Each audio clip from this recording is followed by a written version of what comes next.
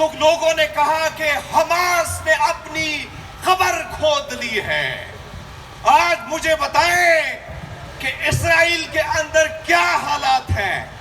آج حماس کے 30,000 مجاہدین میں صرف 6,000 مجاہدین شہید ہو چکے ہیں، لیکن اس کے باوجود وہ لیٹسٹ ٹیکنالوجی، وہ آئرن ڈوم سسٹم، وہ مرکاوا ٹینک کہاں گئے؟ یاسین 105 سے انہوں نے مرکاوا ٹینک، جس کو اسرائیل کہا کرتا تھا کہ یہ فولادی ٹینک ہے، دنیا میں اس کا توڑ نہیں ہے، حماس کے مجاہدین نے اس کا توڑ نکالا۔ آج ہم دیکھ رہے ہیں کہ دشمن انتہائی بے غیرت ہے، بزدل ہے، کیونکہ وہ وار کرتا ہے مجاہدین پر نہیں، کیمپس پر، سکولوں پر، ہسپتالوں پر، بچوں پر، خواتین پر، حاملہ خواتین پر۔ اس وقت اس جنگ میں سب سے زیادہ اگر کوئی شہید ہوئے ہیں تو اس میں بچے ہیں، اس میں خواتین ہیں۔ مسلمانوں سن لو، اپنے کان کھول کر سن لو، یہ بے غیرت ہے اسرائیل، ڈرپوک ہے، بچوں پر جو وار کرتا ہے، خواتین پر جو وار کرتا ہے، وہ ہمیشہ دشمن بزدل ہوتا ہے۔ آج میں سوچ رہا تھا کہ یوم القدس ہے اور میں پھر بھی آپ سب کو اس رمضان کے اس مہینے میں روزے کی حالت میں آپ سب نکلے ہیں، لیکن میں سوچ رہا تھا کہ یہ نہیں بلکہ یہ پورا ڈی چوک بھرا ہوگا، کیونکہ اس وقت اگر ہم دیکھیں مسلمان ممالک کے حالات کو، آج میں خبر پڑھ رہا تھا جس میں نے دیکھا کہ آج عرب امارات نے اپنے سفارتی تعلقات معطل کیے ہیں۔ وجہ پوچھیں گے کس وجہ سے؟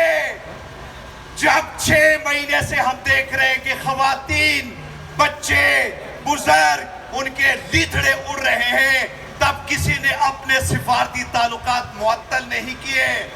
میں ان لوگوں کو بھی خراج تحسین پیش کرتا ہوں جو غیر ملکی تھے، جو تکلیف اور درد اپنے سینے میں لے کے غزہ میں لوگوں کے بھوک سے نڈال لوگوں کو کھانا کھلانے گئے تھے، جو آسٹریلیا سے ان کا تعلق تھا۔ جب ان پر بھی اسرائیل نے بم گرائے تو آج عرب امارات نے یہ نہیں دیکھا کہ اس کے مسلمان بہن، بیٹیاں، بچے وہ 6 ماہ سے شہید ہو رہے ہیں، نہیں، انہوں نے دیکھا کہ غیر ملکی احتجاج کر رہے ہیں، غیر ملکیوں کی ہلاکتیں ہوئی ہیں، تو اس لیے ہم اپنا سفارتی تعلقات جو اس کو معطل کرتے ہیں۔ مجھے کسی نے پوچھا کہ آپ ہر وقت بولتے ہو، کیا ملے گا تجھے جب امریکہ کی طرف ویزا لگانے جاؤ گے تو آپ کو ایئرپورٹ پہ روک دیا جائے گا؟ اور میں نے کہا بھاڑ میں جائے امریکہ کا ویزا، میرا ملک، میرا وطن، میری ریاست پاکستان ہے، سرزمین ہے میرے ابا و اجداد کا ملک ہے، لیکن مظلوم کے ساتھ کھڑا ہونا، ظالم کے خلاف بولنا، یہ میری سکھی، یہ میرے گرو گوبند سنگھ جی نے مجھے سکھایا ہے۔ آج امریکہ کا جو یار ہے، القدس کی آزادی تک، امریکہ کی بربادی تک۔ مجھ سے کسی نے پوچھا احتجاج پہ کیا ہوتا ہے، بولنے پہ کیا ہوتا ہے؟ آج سب سے زیادہ اگر کسی نے احتجاج کیا ہے تو وہ غیر مسلم ممالک کے لوگوں نے احتجاج کیا ہے۔ ناروے کی سردی میں، کینیڈا کی سردی میں، امریکہ کی سردی میں لوگ نکلے، جو بائیڈن کو لوگوں نے جینوسائیڈ بائیڈن کہا۔ آج انہی کے احتجاج کی وجہ سے آج اسرائیل گھٹنے ٹیکنے پر مجبور ہو چکا ہے۔ آج ابھی جب یہاں میں داخل ہو رہا تھا تو بریکنگ نیوز یہ آ رہی تھی کہ غزہ کا جو شمال کراسنگ ہے اس کو کھول دیا ہے۔ تو یہاں پہ میرے مسلمان بھائی کہتے ہیں آپ کے احتجاج سے کیا ہوگا؟ بہت کچھ ہو سکتا ہے۔ آپ گھنگرو توڑ دیں مسلمانوں، جو گھنگرو باندھ کے آپ کھڑے ہیں، तमाशा देख रहे हैं इस वक्त, जो जुल्म बर्बरियत वहां पे हो रही है, ये कोई और नहीं, आपके अपने मुसलमान भाई हैं, आपके अपने बहनें हैं, आपके बच्चे हैं। इंसानियत के लिए निकला करो पाकिस्तानियों, ये बेहिसी से आपको निकलना होगा, अपनी आवाज बुलंद करनी होगी।